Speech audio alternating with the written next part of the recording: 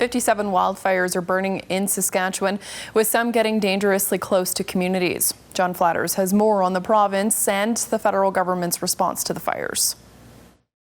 As the already long wildfire season in Saskatchewan continues, the province has battled a total of 406 fires, far busier than the 5-year average of 333 to date.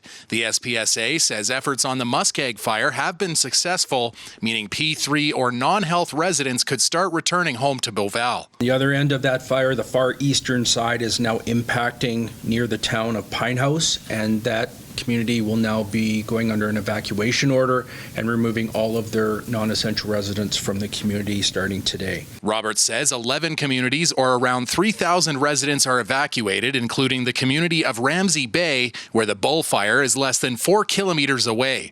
He says the community has a safeguard where evacuations are ordered when any fire comes within 6 kilometers. So that happened.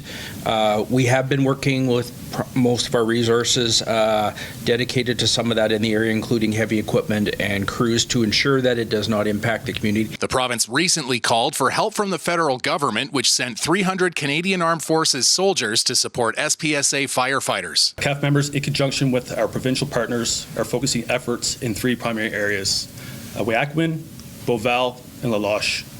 This support enables in-place provincial wildfire teams to focus efforts on more critical areas, reinforcing interagency effort to protect lives, infrastructure, and valued land. Roberts says with warm weather in the forecast, there's not much help coming from Mother Nature, and he's more concerned about shifting winds. As we move resources to try and anticipate the wind and the weather and the fire behavior, we have to be prepared to move them back and reshift our priorities if needed. So that's going to be the biggest threat. On Wednesday, the Canadian Red Cross announced financial assistance would be available for eligible evacuees who are not members of a First Nation community, as those members will receive financial assistance through community leadership. John Flatters, CTV News, Saskatoon.